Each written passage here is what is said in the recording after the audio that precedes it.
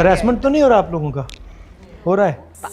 10-12 गाली आ जाती है दिन की, दैट्स ऑल। 10-12 नहीं सर, रोजाना की गालियाँ। अच्छा मैंने गालियाँ पर डे, थ्रेट्स कि बीच में से चीर देंगे, ठाकरे आएंगे नहीं फूल डालने के लिए, चीर देंगे।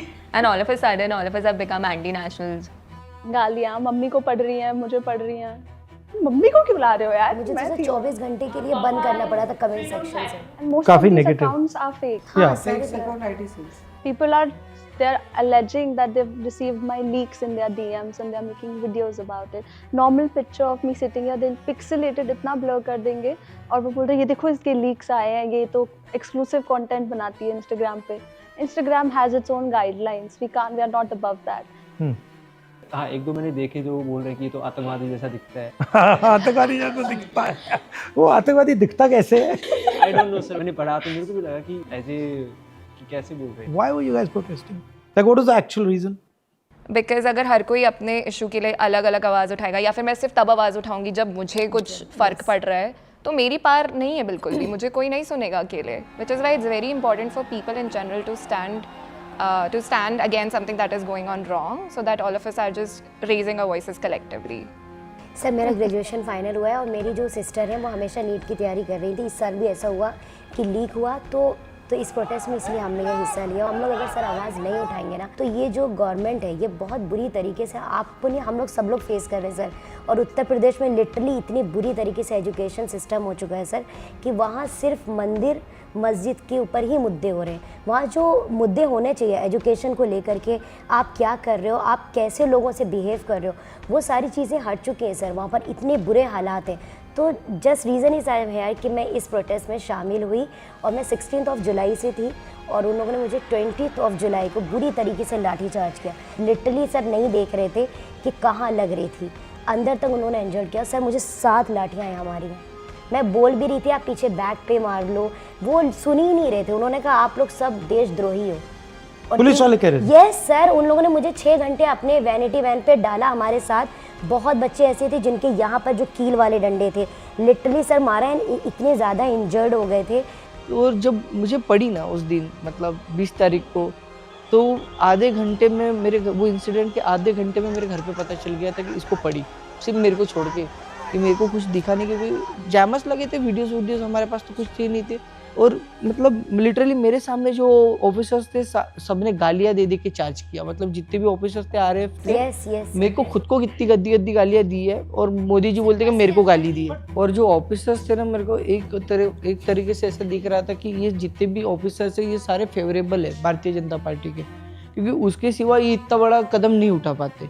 क्योंकि कहीं ना कहीं उनको सपोर्ट करना था उनको, इसलिए उन्होंने इतना खतरनाक लाठीचार्ज किया कि उनको मर्डर करने के परमिशन थे, किस तरीके के परमिशन थे वो हमें पता ही नहीं। क्योंकि वहाँ पे भी सर फोड़े गए जहाँ पे हम लोग थे, और वो अदर जहाँ पे बोल रहे कि इन्होंने पत्थर मारे, तो हमने ऑलरेडी वीडियो शोज कर दिए थे। कि वीडियो शो कर दिया था 20 तारीख के पहले ही, 2-3 दिन पहले ही वीडियो शो कर दिया था कि जिसमें पत्थरों की गाड़ियाँ आई थी, वो गाड़ियाँ प्लांट की थी, वो सारा सब कुछ डाटा हमने ऑलरेडी अपलोड किया था। फिर उन्होंने कार्रवाई क्यों नहीं की?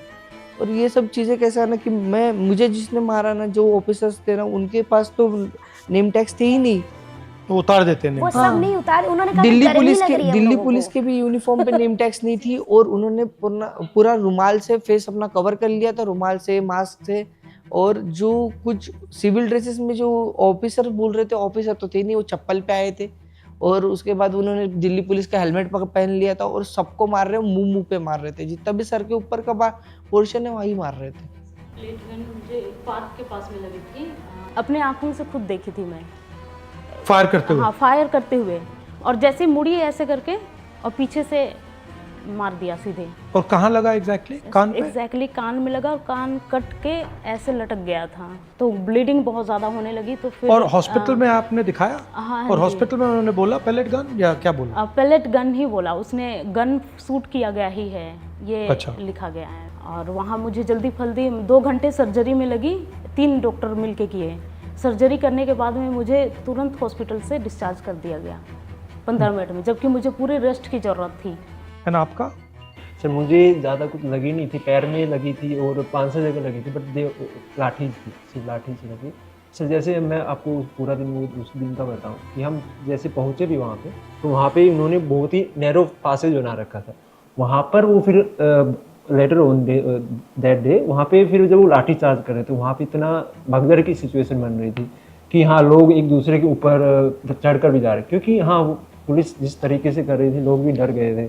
ये सोचने पे मजबूर करता है कि हाँ मतलब क्या डेमोक्रेसी हमें कौन से राइट्स प्रोवाइड कर रही है इस टाइम, क्या है भी कोई राइट। जानवर की तरह हरकत करते थे हमारे ऊपर में। क्योंकि आप कोई वायलेंस नहीं कर रहे थे, आप किसी को नहीं मार रहे थे, आप तो अपना मतलब पीसफुल प्रोटेस्ट कर रहे थे। नॉर्मल नारे लग रहे थे, जय जय जय जय जय भीम सर। हम लोगों ने कुछ भी ऐसा नहीं किया था जिससे उनको लाठी चार्ज करना पड़ता। मतलब ऐसा लग रहा था कि हम लोग सर सच में अपने हक की भी बात नहीं कर सकते। 21 तारीख को भी मैं वहाँ थी in Bombay when I stop the bus, so I was there on 21st as well. जब मैं जा रही थी तो मैंने देखा वैन में बच्चों को ऑलरेडी अलग अलग पुलिस स्टेशन लेके गए हैं वो, और उन्हें पता भी नहीं है कहाँ लेके जा रहे हैं। एक माइनर से मेरी बात हुई, उन्होंने 6:30 के बाद तक होल्ड करके रखा है, उनका फ़ोन कॉन्फिस्केट कर लिया, उन्हें पता भी नहीं वो कहाँ है।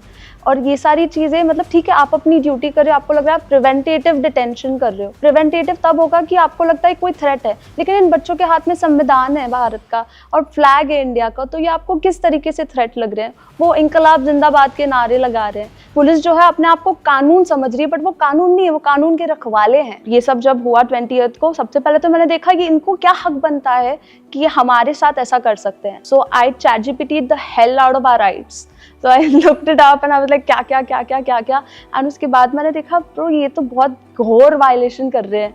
तो फिर मैंने पढ़ा, मैंने लॉयर्स जो थे ऑनलाइन लीगल एड दे रहे थे, तो उनके नंबर्स स्पीड डायल पे रखे, सब सेव किया था कि मुझे पता है कि कुछ भी कर सकते हैं, तो फिर हम भी उन्हें दिखा देंगे कि हम भी अपने हकों को जानकर कुछ भी कर सकते हैं, मतलब लॉ के साथ। ये डायरेक्टली अफेक्टेड नहीं है, इनका पेपर लीक नहीं हुआ, पेपर लीक किसी और का हुआ है, बट ये कह रही हैं कि वो मेरा भाई है, देशवासी है, उसके साथ अन्याय हुआ है तो मैं भी खड़ी हो जाऊंगी। बहुत सारे ऐसे लोग हैं सामने अन्याय देखते हैं, किसी को मारा जा रहा है, पीटा जा रहा है, धमकाया जा रहा है, गाली दी जा रही है, बट वो चुप होके अपना काम करते हैं। तो मैं इसको नेशनहुड मानता हूं, मैं इसको सिटीजनशिप मानता हूं, मैं उसको सिटीजनशिप नहीं मानता हूं, मैं उसको नेशनहुड नहीं मानता हूं। आप सिटीजन हो, आपके सामने किसी और सिटीजन को पीटा जा रहा है, मारा जा रहा है, डिस्ट्रॉय किया जा रहा है, और आप कह रहे हो कि नहीं भैया मेरा तो इससे कुछ लेना देना है। To me that is not nationalism. To me nationalism is believing that you are part of that the other people. जो मुझे थोड़ा सा strange लगा, अजीब लगा कि आप लोग प्रोटेस्ट कर रहे हो, आपको धमकाकर माफी करवा रहे हैं, and then PM is saying thank you for the maafi. Who is he to be thanking for the maafi? That's the biggest joke because किसी ने मांगी नहीं है। Sir, I'm really sorry for that. I mean, Ruchika was forced to do that. Ruchika was forced to do that to release that video of Yeah, Maafi. and she was threatened. But yeah, she was Men were threatened sent to her also. house. For lack of a better word, I would say उस दिन मैंने हैवानियत देखी है। उस दिन जिस तरीके से मुझे उन लोगों ने गालियाँ दी हैं, जिस तरीके से they tried to jab their bait in again into my buttocks, that is pure sexual assault. और एक ऑफिसर ही कर रहा है, और फिर जब मैं उसको पलट के सुना रही हूँ, yes, क्योंकि जब मैं पलट के उसको सुना रही हूँ, he is smirking at me as if it's funny. Right. Ideally, they are supposed to protect me. If this is how they're treating me, if this is how they're abusing me, if this is how they're beating the shit out of me, who am I supposed to go for my protection? Like कहाँ जाना है फिर हम लड़कियों को, बस हमें इतना बता दो. And then you're talking about cultural shock कि ये daughters ऐसी है, देश की बेटियाँ, But it's देश crazy. की बेटियाँ आवाज उठा रही हैं, But don't उनको you find उठाने it's दो. crazy? This apology is being given to you and then you're accepting the apology. It's like कि मैंने देश के While बच्चों you को माफ literally किया। like बात किया सर। अभी इसका हम लोग कह रहे हैं ये क्यों माफ कर रहे हैं? In Gen Z language, Math is not math. Gen Zs ने ये क्या सर, हम लोग लिटरली बोले ये इनको हुआ क्या? आप कह रहे फ्रेंड्स, और वो भी एकदम सामने से पूरा एकदम अजीब सा लोग, फ्रेंड्स मैंने माफ किया। अरे हम लोगों ने गलती क्या की सर? बट हमने माफी मांगी भी नहीं है। माफी नहीं मांगी, that's the point. भी नहीं हम लोगों ने सर, नहीं मांगी। So it's a drama, right? Yes, sir. Most of you have Very not done drama. maafi, asked for maafi. Yeah. 3 girls have been forced to do maafi. Yeah. And then the Prime Minister has accepted this maafi. Yes, Despite yes. that, you're harassing girls. Yeah. Despite that, but prime time channel पे चला रहे हैं वो, And 15 साल की लोगों बेचारी को harass कर हाँ, रहे हैं 15 सर। साल वो की girl लड़की भी माफी 15 साल मांगी की है। बड़े man, grown men on the panel are cornering girls. Yeah. तो अभी जब सर, मैं आ सपने भी रही में थी आ ना रहे हैं। संसद मार्ग से, I could feel it, I could feel the emotional pain in my chest कि उस दिन कितनी बुरी चीज़ें हमने देखी है। उस दिन हम लोगों ने हर फॉर्म ऑफ डिक्टेटरशिप देख लिया। मुझे उस दिन ये पता चल गया मैं इस कंट्री में तो सेफ नहीं हूँ बिल्कुल करेक्ट भी। सर। क्योंकि जिसको मेरी रक्षा करनी चाहिए वही मुझे पीटे जा रहा है. ఇప్పుడు 49లో AMH టెస్ట్ మరియు వీర్య విశ్లేషణ 999 రూపాయలు మాత్రమే. IVF ప్యాకేజ్ పై 20,000 రూపాయలు తగ్గింపు. ఉచిత కన్సల్టేషన్, ఉచిత అల్ట్రాసౌండ్ స్కాన్. అపాయింట్మెంట్ల కొరకు సంప్రదించండి 8977738819. 49 అంటే ఆనందం, 49 అంటే సంతోషం.